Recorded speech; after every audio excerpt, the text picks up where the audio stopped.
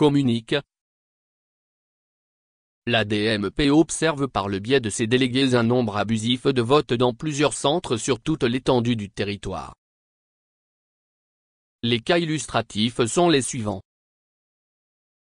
1. Dans le centre de vote 13 janvier d'Angolf 2, plusieurs personnes inscrites sur une liste soi-disant confectionnée par la SOLI, votent par dérogation et sans mandat. Quand le délégué s'y est opposé, à la demande du président du bureau de vote, il a été neutralisé par l'agent en faction dans le centre pour trouble à l'ordre public qu'il a remis à ses collègues venus à sa demande.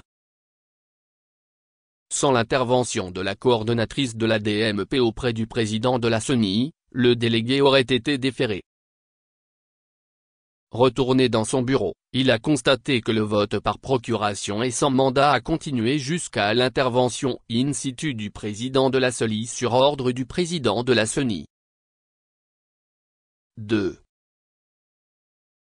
Akpo-Gandji et à Atakpoé dans le canton d'Outivo préfecture de Logou, aux environs de 9 h, la DMP apprend que les présidents des bureaux ont renvoyé leurs délégués sous prétexte que leur place n'y est pas. Ce n'est qu'après l'intervention de la coordinatrice auprès de la SOLI de tutelle que ceux d'Akpo-Gandji furent réintégrés. Ce qui n'est pas encore le cas pour ceux d'Atakpoé. 3. Dans le centre de vote d'Okpedjaka, c'est le chef du village en personne qui amène des individus pour voter par dérogation et sans mandat. Comme réponse à la protestation des délégués, il dit qu'ils vont le sentir s'ils persistent à refuser que ces protégés votent illégalement. Dans le canton d'Okpleplémé, M.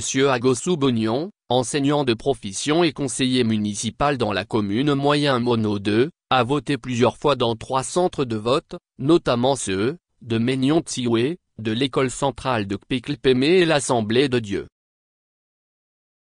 La DMP exhorte les autorités à prendre en toute urgence leurs responsabilités pour faire cesser ces pratiques de nature à fausser les résultats. Que viennent les tyrans, ton cœur soupire vers la liberté.